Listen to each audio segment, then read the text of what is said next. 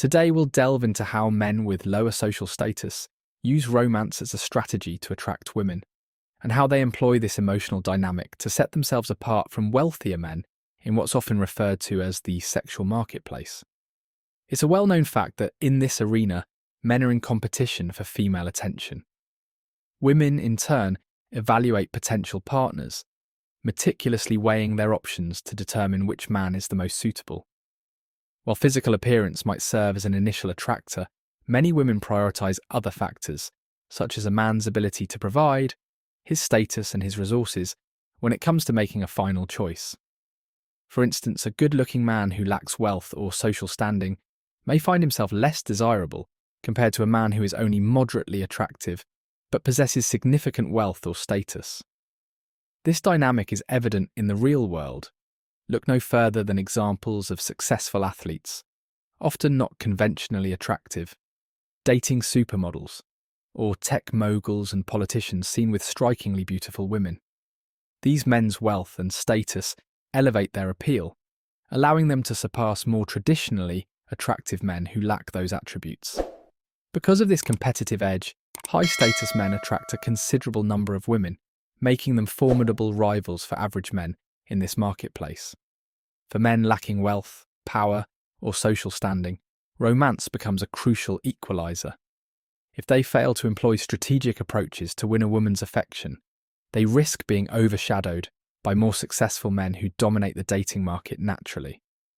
The truth is, romance is one of the few tools available to these men.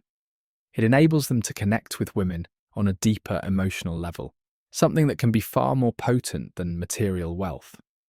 In fact, lower status men are often better at this because they put more effort into cultivating their romantic skills.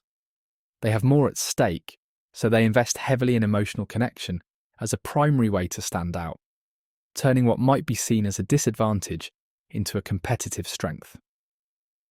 In contrast, high-status men rely heavily on the lifestyle they can offer, which often means they invest less effort into the emotional or romantic aspects of courtship.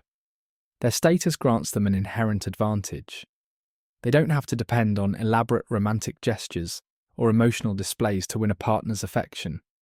But for the lower status man, romance becomes a clever and effective strategy. Through expressing intense emotions, love, passion, devotion, he can convince a woman that these are more meaningful than the material resources a wealthier man might offer. The message is clear. I may not have as much in terms of wealth or status, but what I offer is something unique and irreplaceable: genuine love and devotion.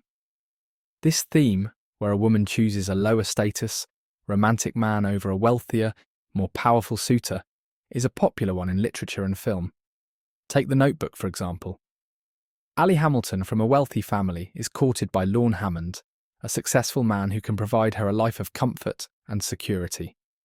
Yet Ali's heart is drawn to Noah Calhoun, a poor labourer whose passionate love and creativity captivate her soul.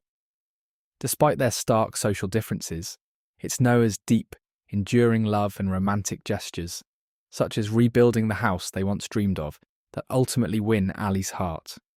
She chooses Noah, valuing their emotional bond over the secure. Similarly, in Titanic, Rose DeWitt Bukater, from an aristocratic family, is engaged to Cal Hockley, a wealthy man offering her a life of luxury. Yet Rose falls deeply in love with Jack Dawson, a poor artist. Jack's free-spirited nature and unwavering devotion create an emotional bond that far outweighs the wealth and status Cal can provide. The same dynamic plays out with struggling artists or young men who lack financial resources but express their affection through personal, heartfelt gestures. These men offer something intimate and unique, like painting portraits, writing poems, or singing songs, that wealthier men might not. For the woman, being a muse makes her feel special and valued, an emotional connection that can be more meaningful than any material gift.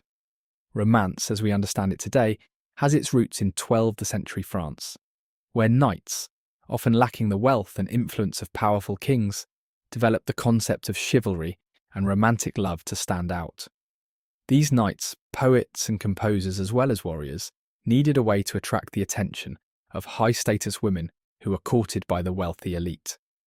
They created the idea of romance as an idealized form of love, focusing on emotional connection, admiration, and devotion. Grand gestures of affection, poetic declarations, and acts of chivalry allowed these men to project themselves as passionate, deeply caring lovers. If a knight could convince a woman that he possessed a deep, genuine love that even a king could not offer, he could secure her affection.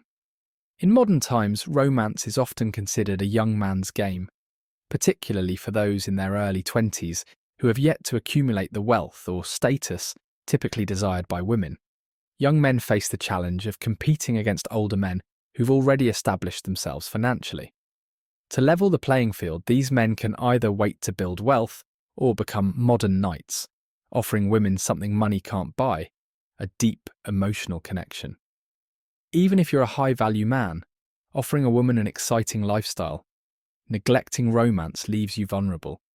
Low-status men, who are skilled in romance, remain your competition. Women desire the complete package: wealth, success, and romance. If you can combine these, you stand clear of competition. But even if you believe you've secured your relationship, maintaining romance is critical. A woman might still leave your beautiful home and car for a broke college student who plays guitar and sends her poems every morning. Emotional connection and romance remain powerful forces, no matter your status. Finally, it's crucial to distinguish romance from neediness. Romance is an artful gesture, expressing love and interest thoughtfully. Neediness, by contrast, stems from desperation, where the man clings to the woman out of fear of losing her. Romance is offering a painting, expecting nothing in return. Neediness is begging her to buy it because you need the money. Like negotiation, romance is a skill that anyone can learn.